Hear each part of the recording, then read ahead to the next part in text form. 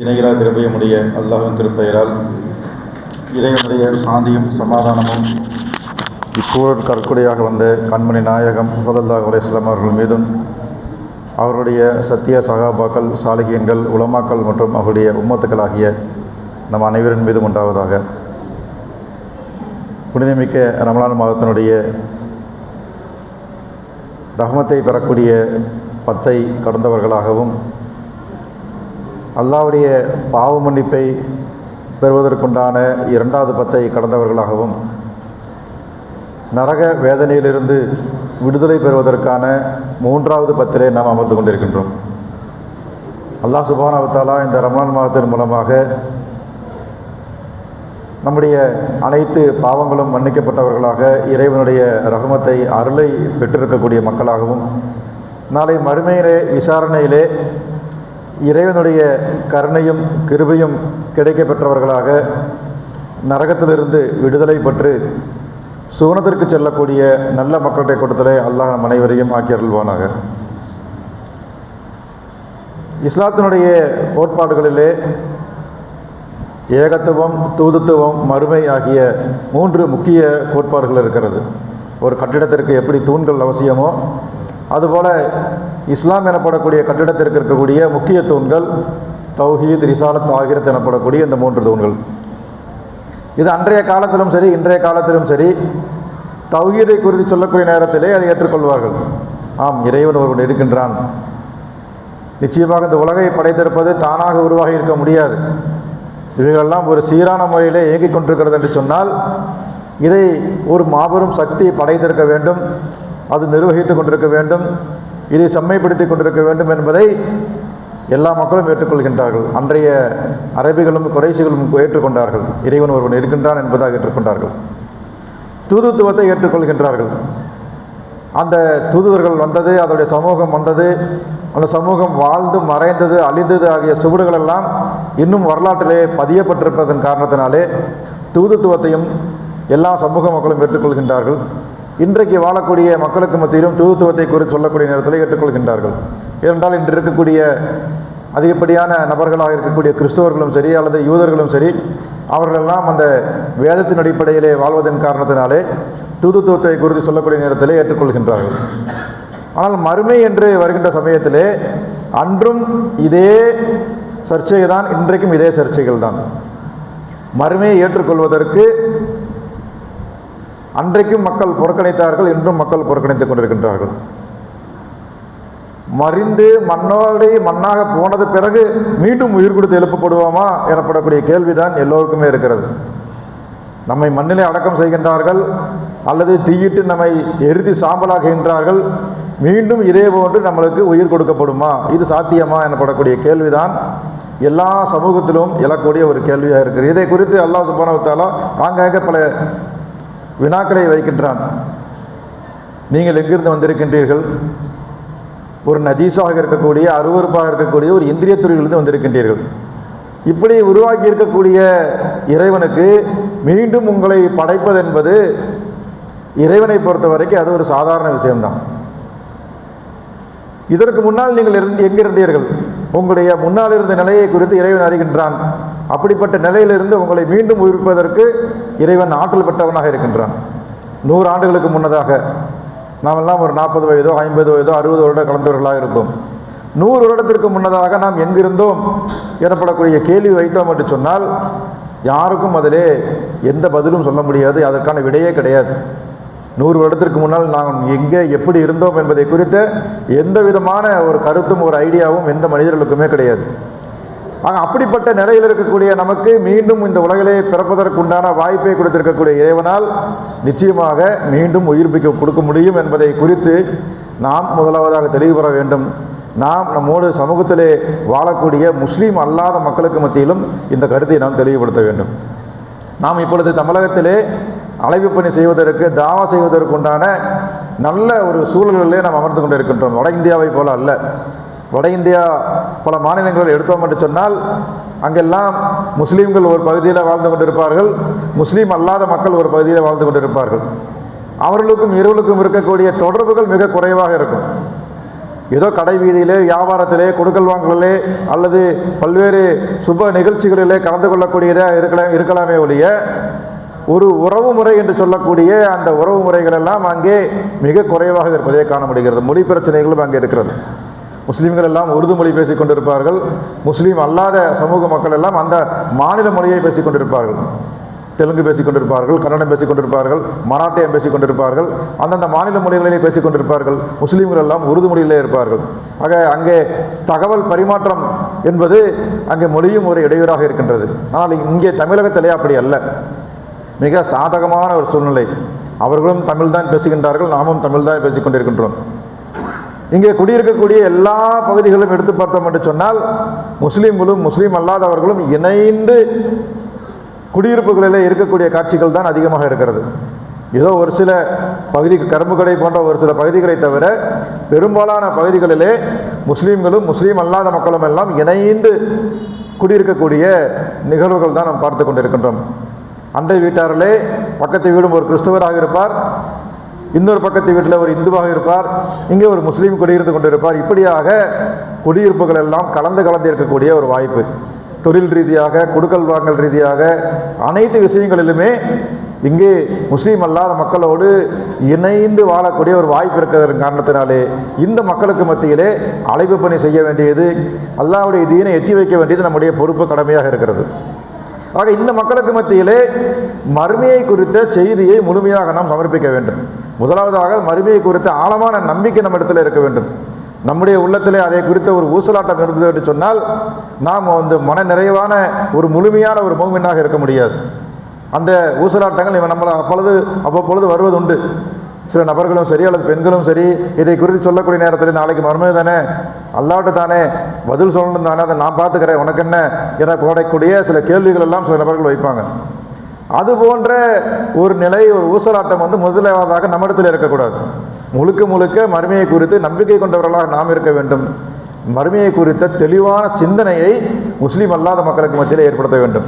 நாம் சொல்லலாம், அவர்களுக்கு மத்தியில் ஒரு தாய் இருக்கின்றார், அவருடைய வயிற்றிலே கருப்பையிலே குழந்தை இருக்கிறது. அந்த குழந்தையிடத்திலே கேட்கலாம், நீ இந்த உலகத்தில் இருந்து கொண்டிருக்கின்றாய், ஒரு இருட்டறையிலே, ஒரு பாதுகாப்பான அமைதியான ஒரு அறையிலே இருந்து கொண்டிருக்கின்றாய். உனக்கு தேவைப்படக்கூடிய தண்ணீர் கிடைத்து கொண்டிருக்கிறது, உனக்கு தேவைப்படக்கூடிய உணவு கிடைத்து கொண்டிருக்கிறது, நல்ல சுவாசத்திற்கான காற்று கிடைத்து கொண்டிருக்கிறது, வெளியில் இருக்கக்கூடிய எந்த சப்தமுமே கிடையாது, தூசி, புகை, காற்று, வெயில், புயல் என்று எந்த பாதிப்புமே இல்லாத ஒரு அமைதியான ஒரு சொர்க்கமாக இருக்கக்கூடிய ஒரு கருப்பையில் இருக்கக்கூடிய அந்த குழந்தை இடத்திலே போய் உலகம் என்று ஒன்று இருக்கிறது, அந்த உலகத்திலே வெயில் இருக்கிறது, மழை இருக்கிறது, புயல் இருக்கிறது, காற்று இருக்கிறது, அங்கே நீ சிரமப்பட வேண்டியிருக்கிறது, கஷ்டப்பட வேண்டியிருக்கிறது, நீ உழைக்க வேண்டியிருக்கிறது, உன்னை நம்பி பல பேர் இருக்கின்றார்கள், நீ பல பேரை பராமரிக்க வேண்டியிருக்கிறது, உன்னை நிறைய நபர்கள் ஏமாற்றுவார்கள், உன்னை சீண்டுவார்கள், உன்னை கோபப்படுத்துவார்கள் எனப்படக்கூடிய பல்வேறு செய்திகளை நாம் சொல்லக்கூடிய நேரத்திலே அந்த குழந்தையை அது கண்டிப்பாக ஏற்றுக்கொள்ளாது. அதுக்கு தெரியாது, கருவிலே உருவாகி இருக்கக்கூடிய அந்த குழந்தைக்கு, அந்த குழந்தை கருப்பையில் இருக்கக்கூடிய குழந்தை இடத்திலே எந்த கருத்தை சொல்கின்றோமோ, இந்த வெளி உலகத்தை பற்றி எதை சொல்கின்றோமோ அதை ஏற்றுக்கொள்ளக்கூடிய மனநிலையிலே அந்த குழந்தை இல்லை. ஆனால் அதே குழந்தை பிறந்து இந்த பூமிக்கு வந்த பிறகு அதையெல்லாம் கண்கூடாக பார்க்கக்கூடிய நிலை ஏற்படுகிறது. அதே அந்த வெயிலையும், அந்த மழையையும், அந்த புயலையும், அந்த காற்றையும், இங்கே இருக்கக்கூடிய எல்லா சீதோஷ நிலைகளையும், இங்கே இருக்கக்கூடிய மனிதர்களையும், மனிதர்களில் இருக்கக்கூடிய பல்வேறு குணங்களையும், அவர்களுக்கு மத்தியில் இருக்கக்கூடிய பல்வேறு வேற்றுமைகளையும், அவர்கள் மூலமாக வரக்கூடிய அனைத்து பாதிப்புகளையும் எல்லாம் நேரடியாக கண்கூடாக பார்க்கக்கூடிய அந்த நிலை குழந்தைக்கு வரக்கூடிய சமயத்தில் தான் தெரியும், ஆமாம் அந்த கருப்பையிலே நம்மளுக்கு சொன்னது உண்மைதான் என்பதாக. இது மாதிரி தான் நாளைக்கு மறுமையில் இருக்கக்கூடிய நிகழ்வுகளை பற்றி நாம் சொல்லக்கூடிய நேரத்திலே அதை ஏற்றுக்கொள்வதற்கு நமக்கு மனம் முன்வராது, அதை நம்முடைய மனம் ஏற்றுக்கொள்ளாது. இது முஸ்லீம் அல்லாத மக்களுக்கு மத்தியிலே நாம் விளக்கமாக சொல்லி அதை புரிய வைக்க வேண்டும், மறுமை என்று ஒன்று இருக்கிறது என்பதாக. இன்னொரு உதாரணம் கூட சொல்லலாம். அவர்களுக்கு மத்தியில் ஒரு குளம் இருக்கிறது, குளத்திலே நிறைய மீன்கள் வசிக்கின்றது. அந்த மீன்களுக்கு மத்தியிலே இருக்கக்கூடிய ஒரு பெரிய மீன், தாய் மீன் தன்னுடைய குட்டிகளுக்கு சொல்லிக் கொண்டிருக்கிறது, நீங்கள் இறை தேடுவதற்கு இந்த குறிப்பிட்ட எல்லை வரை சென்றால் போதுமானது, இதை தாண்டி நீங்கள் செல்லாதீர்கள், இந்த குறிப்பிட்ட எல்லைக்குள்ளாக உங்களுடைய உணவு தேவைகளை நிறைவேற்றிக் கொள்ளுங்கள் என்பதாக அந்த பெரிய மீன், தாய் மீன் குட்டிகளுக்கு அறிவுரை சொல்லக்கூடிய நேரத்திலே அந்த குட்டி மீன் அதையெல்லாம் கேட்காமல் அதை புறக்கணித்து அந்த எல்லையை தாண்டி அந்த பகுதிக்கு சென்றது என்று சொன்னால், இந்த தாய் மீன் முதலாவதாக எச்சரித்திருக்கும், நீ அங்கே போனீர் என்று சொன்னால் அங்கே உன்னை பிடிப்பதற்காக சில நபர்கள் இருக்கின்றார்கள். தூண்டில் போட்டு காத்து கொண்டிருப்பார்கள். உன்னை தூண்டில் போட்டு அதில் எடுப்பார்கள். நீ சிக்கிக்கொள்வாய். உன்னை கூடையில எடுத்து போட்டு உன்னை வீட்டுக்கு எடுத்து செல்வார்கள். உன்னுடைய செதில்கள் எல்லாம் செதுக்கப்படும். உன்மேல் மஞ்சளும் உப்பும் கலந்து மிளகாய்த்தூளும் கலந்ததாக நீ அதிலே உன்னை ஊற வைப்பார்கள். கொதிக்கக்கூடிய எண்ணெயிலே உன்னை பொரித்தெடுப்பார்கள். அதை சுவையாக அவர்கள் சாப்பிடுவார்கள் என்று சொல்லக்கூடிய நேரத்திலே அந்த பிறந்து வளர்ந்து இருக்கக்கூடிய அந்த குட்டி அந்த குளத்தை மட்டுமே உலகமாக நினைத்து கொண்டிருக்கக்கூடிய அந்த மீன் குட்டிக்கு வெளி உலகத்தை பற்றி தெரியாத நிலையிலே அதை புறக்கணித்து அதை தாண்டி போகக்கூடிய நேரத்திலே அதே போல தூண்டிலே சிக்கக்கூடியதும் அதை கூடையில் வீட்டுக்கு எடுத்து செல்வதும் செதில்கள் எல்லாம் செதுக்கப்படுவதும் உப்பு மிளகாய் மஞ்சத்தூள்களால் ஊற வைக்கப்படுவதும் இறுதியாக கொதிக்கக்கூடிய எண்ணெயிலே வறுத்து எடுக்கக்கூடிய நிலையும் நாம் காண முடிகிறது. அப்பொழுது அந்த குட்டி மீன் சிந்திக்கும், ஆம், நம்முடைய தாய் நமக்கு சொல்லியதுக்கு உண்மைதான், நமக்கு சொல்லியிருக்கக்கூடிய அறிவுரை நிச்சயமாக நடந்திருக்கிறது என்பதாக அந்த குட்டி மீன் எப்படி உணருமோ அதுபோல நாளைக்கு மறுமையில் இருக்கக்கூடிய சுவனமும் நரகமும் இப்பொழுது சொல்லக்கூடிய நேரத்திலே நமக்கெல்லாம் ஒரு கற்பனையாக தெரியுமே ஒழிய அவைகள் எல்லாம் எப்படி இருக்கும் என்பதை குறித்த ஒரு அறிவு ஞானம் எல்லாம் அந்த இடத்திலே போய் நின்று அனுபவப்பட்டால் மட்டும்தான் தெரியும். அது ஒரு உலகம், தனி உலகம். எப்படி அந்த மீனுக்கு இந்த குளம் மட்டுமே உலகமோ அதுபோல நாம் வாழக்கூடிய இந்த பூமியிலே நமக்கு இதுதான் உலகம். நாளை மறுமையில் இருக்கக்கூடிய அந்த நிகழ்வுகளை குறித்து இறைவனும் இறை தூதரும் சொல்லியிருக்கக்கூடிய அந்த காட்சிகள் எல்லாம் நம்மை பொறுத்தவரை அது ஒரு அதிசயமான ஒரு விளக்கங்கள். அதை ஏற்றுக்கொள்வதா வேண்டாமா எனப்படக்கூடிய ஒரு சந்தேகம்தான் பொதுவாக மனிதர்களுக்கு மத்தியில் ஏற்படுகிறது. ஆனால் அதை நேரடியாக அனுபவித்தவர்கள் இங்கே நம்மிடத்தில் வந்து சொல்வதற்குண்டான வாய்ப்புகள் இல்லை. ஆனால் அல்லாஹ் தஆலா அந்த வாய்ப்பை ஏற்படுத்தி இருக்கின்றான். எப்படி? நபிகள் நாயகம் ஸல்லல்லாஹு அலைஹி வஸல்லம் அவர்களுக்கு மிஹ்ராஜ் எனப்படக்கூடிய இரவின் மூலமாக அதை ஏற்படுத்தி இருக்கின்றான். நமக்கெல்லாம் தெரியும் மிஹ்ராஜ் எனப்படக்கூடிய அந்த இரவு. அந்த மிஹ்ராஜ் இரவிலே நடந்த நிகழ்வுகள் நிறைய உரைகளிலே நாம் கேட்டிருக்கின்றோம். அல்லாஹ் சுப்ஹானஹு வ தஆலா ஜிப்ரீல் அலைஹிஸ்ஸலாம் மூலமாக நபிகள் நாயகம் ஸல்லல்லாஹு அலைஹி வஸல்லம் அவர்களை மதீனாவிலிருந்து அவர்களை பைத்துல் முகத்தஸுக்கு அழைத்து செல்கின்றார்கள். பைத்துல் முகத்தஸில் இருந்து விண்ணுலகத்திற்கு அவர்கள் கொண்டு செல்லப்படுகின்றார்கள். விண்ணுலகத்திற்கு கொண்டு செல்லப்பட்டு அங்கே தொழுகை கடமையாக்கப்பட்டது எனப்படக்கூடிய வரலாற்று செய்தியினை நிறைய உரைகளிலே நாம் கேள்விப்பட்டிருக்கின்றோம். அங்கே முதலாவதாக அல்லாஹ் சுப்ஹானஹு வ தஆலா 50 வக்து தொழுகைகளை 50 நேர தொழுகைகளை கடமையாக்கி இருக்கின்றான். 50 வேளை தொழுகைகளை வாங்கி கொண்டு இறை தூதர் அவர்கள் வரக்கூடிய நேரத்திலே ஒவ்வொரு இறை தூதர்களும் அங்கே இடைமறிக்கின்றார்கள். இப்ராஹிம் அலைஹிஸ்ஸலாமிலிருந்து மூசா அலைஹிஸ்ஸலாமிலிருந்து ஒவ்வொரு நபிமார்களும் இடைமறிக்கின்றார்கள். உங்களுடைய சமுதாயம் இந்த இத்தனை வக்து தொழுகைகளை கண்டிப்பாக நிறைவேற்ற மாட்டார்கள் என்பதாக. அதை இறைவனிடத்திலே திரும்ப சென்று குறைத்து 50 40 ஆக்கி 30 ஆக்கி 20 ஆக்கி கடைசியிலே 5 வேளை தொழுகையை கடமையாக எடுத்துக்கொண்டு ரசூலுல்லாஹி ஸல்லல்லாஹு அலைஹி வஸல்லம் அவர்கள் வந்ததாக பல உரைகளிலே பயான்களிலே நாம் கேள்விப்பட்டிருக்கின்றோம். இதுதான் மிஹ்ராஜுடைய இரவு என்று பல இமாம்கள் பல உலமாக்கள் நமக்கு மத்தியிலே பயான் எடுத்திருக்கின்றார்கள், உரை நிகழ்த்தியிருக்கின்றார்கள். ஆனால் மிஹ்ராஜினுடைய அசல் நோக்கம் தொழுகையை கடமையாக்குவது மட்டுமல்ல, அல்லாஹ்வுடைய இறுதி தூதர். இனி ஒரு தூதர் இந்த பூமியிலே வரமாட்டார். அத்தோடு தூதுத்துவம் முடிந்து விட்டது. இனி இந்த உலகம் அழிகின்ற வரை எத்தனை ஆண்டு காலம், எத்தனை 1000 ஆண்டுகள் இருக்கிறதோ, எத்தனை லட்சம் ஆண்டுகள் இருக்கிறதோ நமக்கு தெரியாது.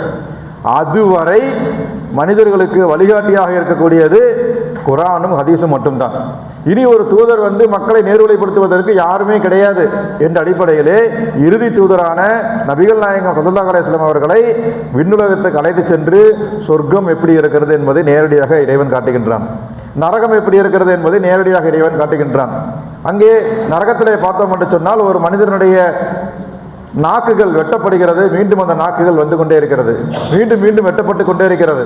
இது எதற்காக என்று ஜிப்ரீல் அலைஹிஸ்ஸலாம் இடத்துல கேட்கக்கூடிய நேரத்திலே இவர் சொல் ஒன்று செயல் ஒன்றாக செய்யக்கூடியவர், அதிகமாக புறம் பேசக்கூடியவராக இருக்கின்றார். ஆகவே இவருக்கு இது போன்ற தண்டனை கொடுக்கப்படுகிறது என்பதாக இந்த உலகிலே யார் இத்தகைய செயலை ஈடுபடுகின்றார்களோ அவர்களுடைய நரக வேதனை எப்படி என்பதாக இறைவன் அங்கே காண்பித்துக் கொடுக்கின்றான். ஒருவர் 70 மடங்கு பூமியை தன்னுடைய முதுகிலே சுமந்தவராக செல்கின்றார். பூமி என்பது மிகப்பெரிய ஒரு பாறாங்கல்லே மிகப்பெரிய எடை கொண்டதாக இருக்கும். அந்த பூமியினுடைய எடை என்பது மிக பெரிய ஒரு எடையாக இருக்கும். நம்ம கற்பனை இது கூட செய்து பார்க்க முடியாது. அதே போல 70 மடங்கு எடை இருக்கக்கூடிய ஒரு எடையை சுமந்தவராக ஒருவருக்கு வேதனை தரப்படுகிறது. இவை எதற்காக என்று சொல்ல கேட்கக்கூடிய நேரத்திலே, இவர் உலகிலே வாழக்கூடிய நேரத்திலே அடுத்தவருடைய நிலத்திலே ஒரு ஜான் அளவு அபகரித்து கொண்டார். அந்த ஒரு ஜான் அளவு இடத்தை அபகரித்து கொண்டதன் காரணத்தினாலே இவருக்கு இந்த தண்டனை வழங்கப்படுகிறது என்பதாக அங்கே ஜிப்ரீல் அலைஹிஸ்ஸலாம் அவர்கள் விளக்கம் தருகின்றார்கள். இப்படியாக நரகத்தில் இருக்கக்கூடிய பல்வேறு காட்சிகளை பார்க்கின்றார்கள். பெண்களும் ஆண்களுமாக அங்கே எத்தகைய வகையிலே சித்திரவதையை மேற்கொள்கின்றார்களோ அதையெல்லாம் ஜிப்ரீல் அலைஹிஸ்ஸலாம் அவர்கள் நேரடியாக காண்பிக்கின்றார்கள். அங்கே பிறகு சுவனத்திற்கு அழைத்து செல்கின்றார்கள்.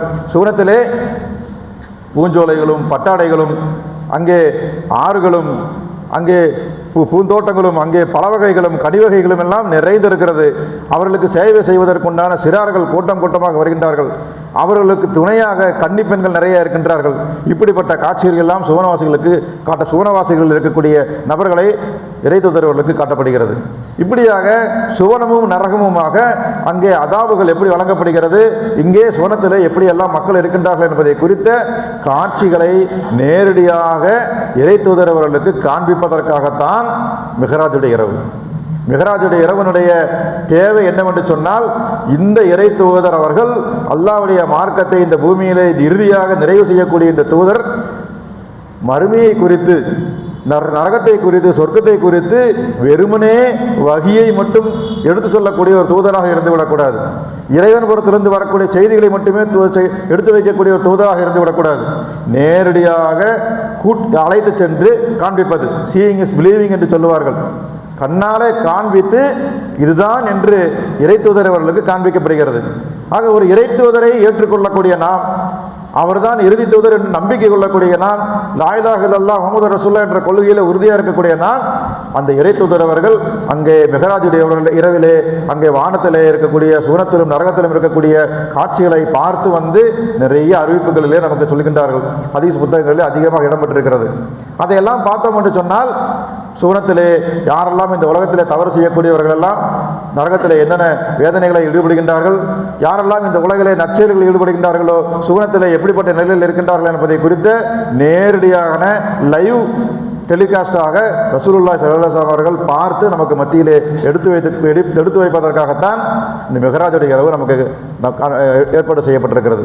ஆக மிஹ்ராஜினுடைய இரவனுடைய தேவை வெறும் தொழுகை கடமையாக்குவதற்கு மட்டுமல்ல, சொர்க்கம் ஒன்று இருக்கிறது, நரகம் ஒன்று இருக்கிறது, அது எப்படி இருக்கும் என்பதை குறித்து நமக்கு தெளிவுபடுத்துவதற்காக ஏற்படுத்தப்பட்டிருக்கிறது.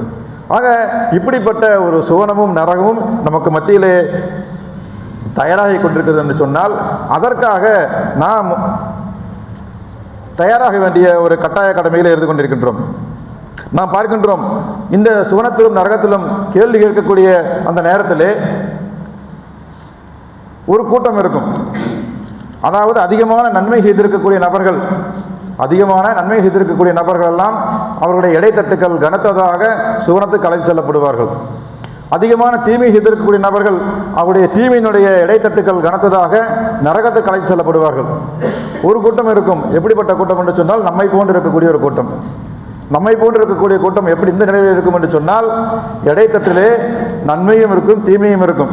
இரண்டும் சரிசமமாக இருந்து கொண்டிருக்கும். இறைவன் சொல்லுவான், நன்மையிலே ஒரு நன்மை இருந்தது என்று சொன்னால் நீ சுவனத்துக்கு செல்லலாம் என்பதாக. யாரிடத்திலே போய் கேட்பது? ஒரு நன்மைக்காக யாரிடத்தில் கேட்பது? யார் கொடுப்பார்கள்? இந்த உலகிலே வேண்டுமானால் கொடுப்பதற்கு ஆள் இருக்கலாம், நாம் கூட கொடுப்போம். ஒரு உக்கடம் வரை செல்ல வேண்டும் என்று சொன்னால் யாராவது ஒருத்தர் 2 வீலரில் லிஃப்ட் கேட்பார்கள். அந்த நேரத்தில் இன்னொரு நபர் இருப்பார் லிஃப்ட் அந்த வண்டியில் ஏறுவதற்கு. நாம் பெருந்தன்மையாக அவருக்கு விட்டு கொடுத்து நீங்கள் செல்லுங்கள் என்பதாக சொல்லிவிட்டு நாம் நடந்து செல்வதற்கு தயாராக இருப்போம். அது இந்த உலகத்திலே அது சாத்தியம். நாளை மறுமையிலே யாரும் ஒரு நன்மையை கூட யாருக்கும் விட்டு தருவதற்கு தயாராக இல்லை. நாமும் யாருக்கு விட்டுத்தரப்போவதில்லை, யாரும் நமக்காக விட்டுத்தரப்போவதில்லை. ஒரு நன்மைக்காக அலைவாயக்கூடிய மக்களாக இருப்பார்கள். அப்பொழுது நினைவு கூறும், இந்த உலகிலே உயிரோடு இருக்கக்கூடிய நேரத்திலே ஒரு சுபஹான் அல்லாஹ் என்று சொல்லியிருந்தால் ஒரு நன்மை கிடைத்திருக்கும். அஸ்தக்ஃபிருல்லாஹ் என்று சொல்லியிருந்தால் ஒரு நன்மை கிடைத்திருக்கும். இந்த ரமலான் மாதத்திலே திருக்குரானை ஓதியிருந்தால் அதுக்கு நன்மை கிடைத்திருக்கும். அலிஃப் லாம் மீம் எனப்படக்கூடிய அந்த வார்த்தைக்கு 3 நன்மைகள், அலிஃபுக்கு ஒரு நன்மை, லாமுக்கு ஒரு நன்மை, மீமுக்கு ஒரு நன்மையாக இருந்து கொண்டிருக்கிறது. அது ரமலான் மாதத்திலே 1க்கு 70 மடங்காக 210 நன்மைகள் இருக்கக்கூடிய அலிஃப் லாம் மீம் எனப்படக்கூடிய வார்த்தைக்கு. ஆக உலகிலே வாழக்கூடிய நேரத்திலே நாம் இதையெல்லாம் வீணடித்து விட்டோமோ எனப்படக்கூடிய ஒரு கவலையிலே நாளை மறுமையிலே நிற்கக்கூடிய ஒரு கூட்டம் இருக்கும். நம்மை போல இந்த உலகிலே நாம் ஏமாந்து விட்டோமோ, நாம் அதற்குண்டான காலகட்டத்திலே நாம் தவறிவிட்டோமோ எனப்படக்கூடிய ஒரு அங்கலாய்ப்பிலே சுற்றி கொண்டிருக்கக்கூடிய நபர்களும் இருப்பார்கள். நான் பார்க்கலாம், இந்த ட்ரெயின் டிக்கெட்டிலே ரிசர்வேஷன் செய்யக்கூடிய நபர்கள் இங்கிருந்து மும்பை வரை செல்ல வேண்டும் என்று சொன்னால் நாம் ஒரு ட்ரெயினில் டிக்கெட் ரிசர்வ் பண்ணியிருப்போம். அது வெயிட்டிங் லிஸ்ட் 40 இருக்கும். நாம் தினமும் அதை பார்த்து கொண்டே இருப்போம். அந்த 40, 30ஆக 20ஆக 15ஆக வந்து கொண்டே இருக்கும். கடைசியிலே அந்த ட்ரெயினுடைய சார்ட் ப்ரிப்பேர் செய்வதற்கு 3 மணி நேரத்துக்கு முன்னதாக கடைசி இதை பார்க்கக்கூடிய நேரத்தில் நம்முடைய வெயிட்டிங் லிஸ்ட்டு 4லேருந்து 3, 3லேருந்து 2, அப்புறம் வெயிட்டிங் லிஸ்ட்டு 1ன்னு சொல்லிட்டு நின்றுட்டு அதோட க்ளோஸ் ஆகும். அப்போ எப்படிப்பட்ட ஒரு மனநிலை இருக்குன்னு யோசித்து பாருங்கள் இல்லையா? வெயிட்டிங் லிஸ்ட்டில் 40 இருக்கிற போது அவரை பற்றி கவலைப்பட மாட்டோம்.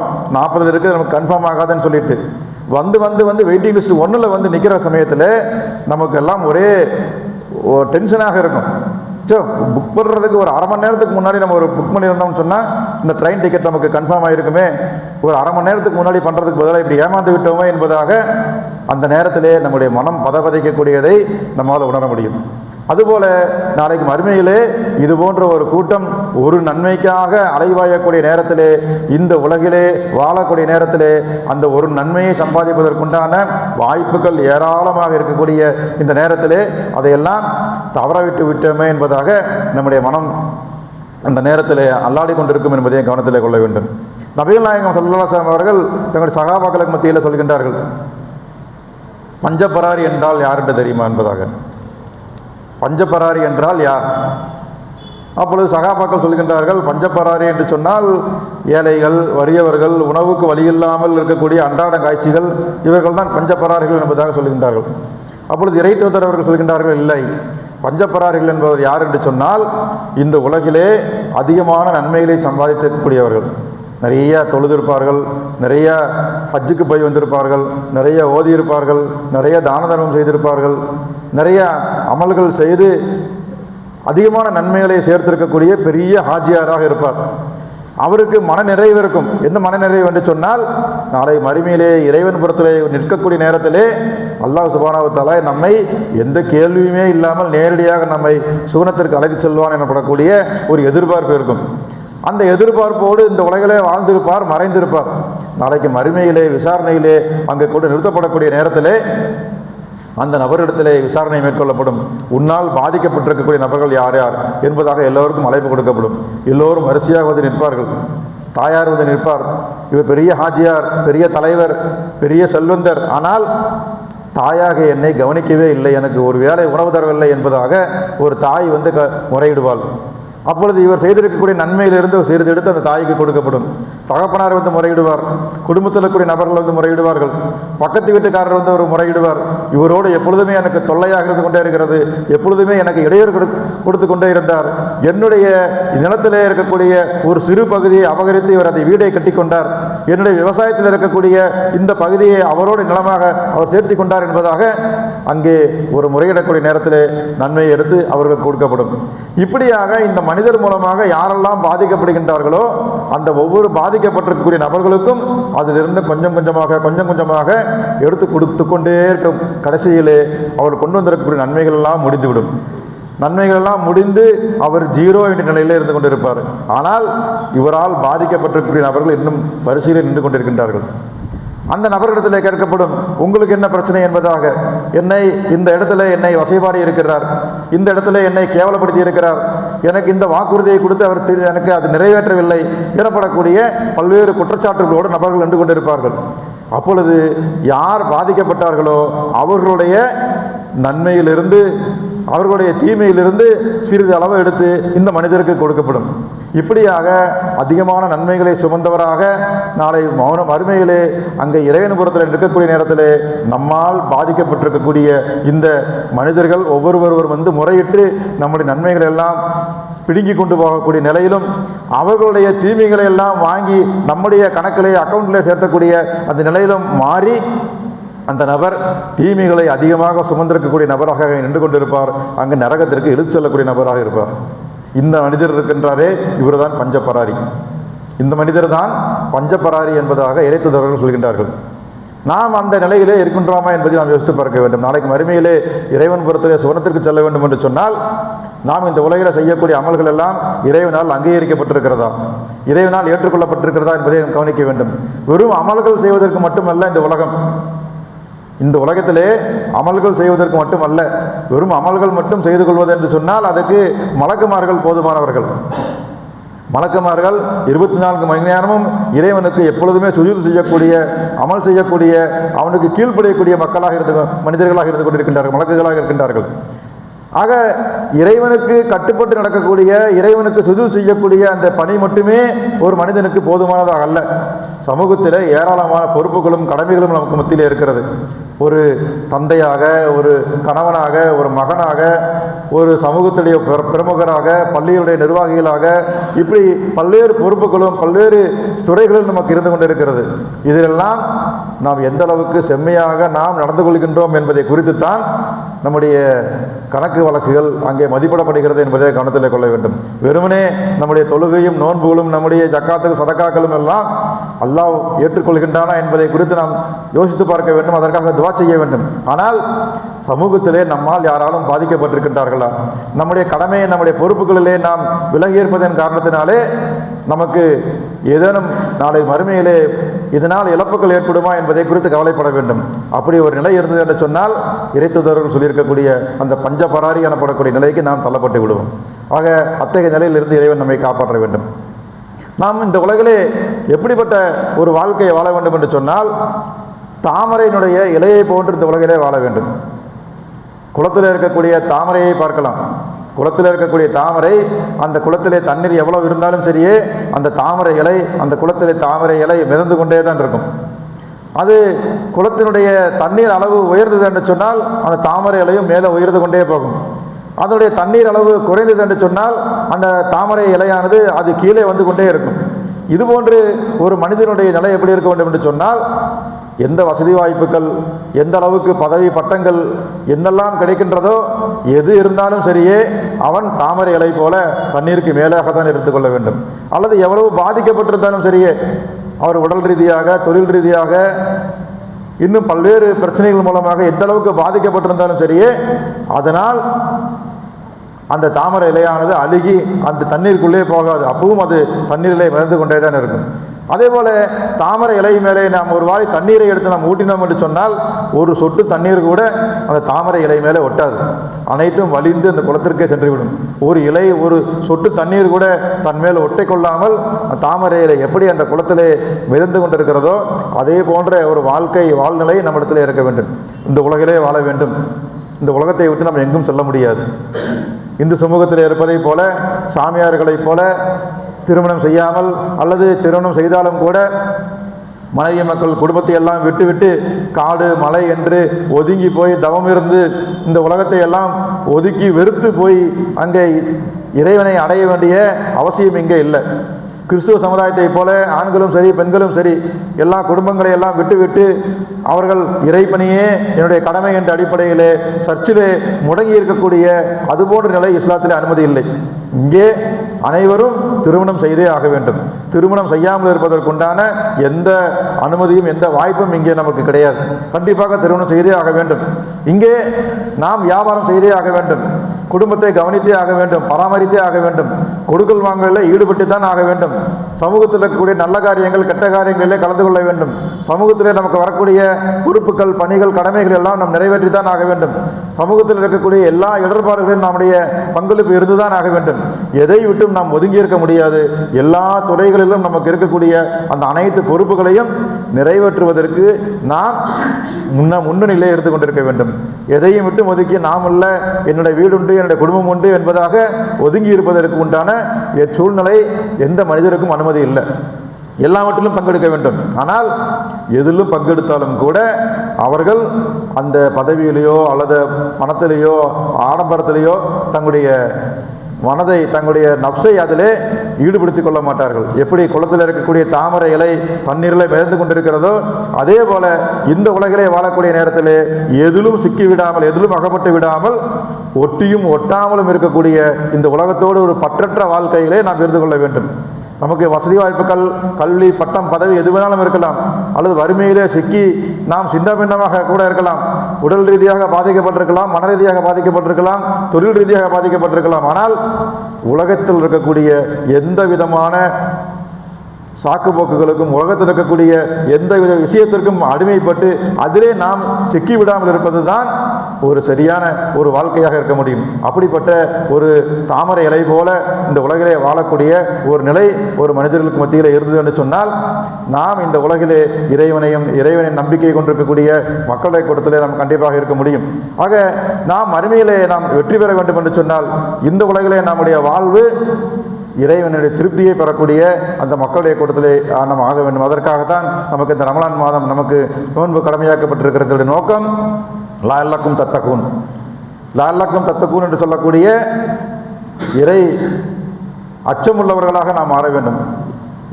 இறைவனை பயந்தவர்களாக நாம் இருக்க வேண்டும். அல்லாஹ் நம்மை பார்த்து கொண்டிருக்கின்றான், கண்காணித்துக் கொண்டிருக்கிறான் என்ற உணர்வோடு இருக்க வேண்டும். நாம் பார்க்கலாம், பல கடைகளிலே, அது துணிக்கடையாகட்டும் அல்லது ஜவுளி கடையாகட்டும் அல்லது நகை கடையாகட்டும், நாம் எங்கு போனாலும் ஆங்காங்கே இங்கே சிசிடிவி கேமராக்கள் பொருத்தப்பட்டிருக்கும். யூஆர் அண்டர் சிசிடிவி சர்வேலன்ஸ் என்பதாக அங்கே எழுதப்பட்டிருக்கும். நீங்கள் சிசிடிவி கேமராவால் கண்காணிக்கப்பட்டுக் கொண்டீர்கள் என்பதாக எழுதப்பட்டிருக்கும். அந்த கடைகளுக்கெல்லாம் போகக்கூடிய நேரத்திலே அங்கே களவாடுவதற்கு வந்திருக்கக்கூடிய நபர்கள் அச்சப்படுவார்கள், அங்கே பார்ப்பார்கள் இல்லையா?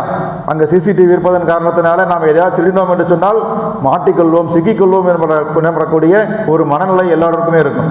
நாம் கூட பார்க்கலாம், நாம் இருசக்கர வாகனத்தில் செல்லக்கூடிய நேரத்தில் முன்பெல்லாம் அங்கே சிக்னல் போட்டது என்று சொன்னால் நின்று கொண்டு இருப்போம்.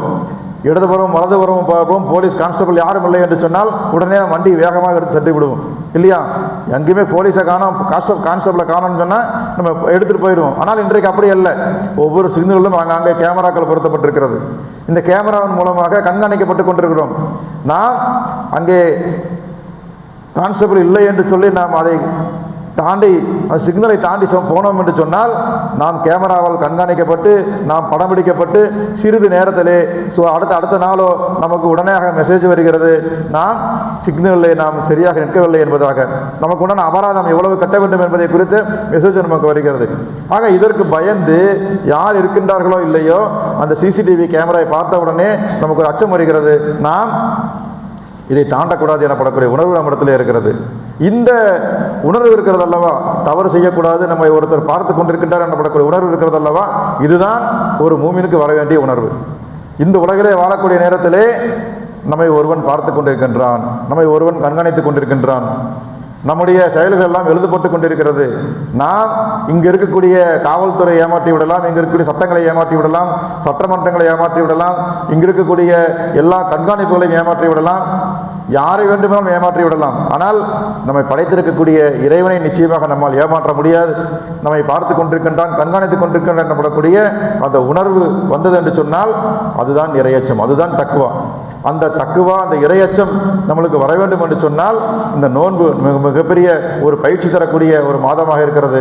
இந்த நோன்பு மூலமாக லஅல்லக்கும் தத்தகூன் என்று சொல்லக்கூடிய இறையச்சம் உள்ள அந்த மக்களாக நாம் மாறினோம் என்று சொன்னால் அல்லாஹ்வுக்கு பயந்து வாழக்கூடிய மக்களுடைய கூட்டத்திலே நம்ம இறைவன் ஆக்கி அருள்வான். அது அதிகமான நன்மைகளை செய்யக்கூடிய ஒரு நிலையிலும், அதிகமான இறைவனுடைய நெருக்கத்தை பெறக்கூடிய ஒரு நிலையிலும், நாளை மறுமையிலே இறைவனுடைய விசாரணையிலே சுவனத்துக்கு செல்லக்கூடிய ஒரு நிலையை நமக்கு ஏற்படுத்தி தரும். ஆக அத்தகைய ஒரு உயர்ந்த சுவனத்தை அடையக்கூடிய நன்மக்களுடைய கூட்டத்திலே அல்லாஹ் நம் அனைவரையும் ஆக்கி அருள்வானாக. வாஹிர் தவானா அல்ஹம்துலில்லாஹி ரப்பில் ஆலமீன். அஸ்ஸலாமு அலைக்கும் வரஹ்மத்துல்லாஹி வபரகாத்துஹு.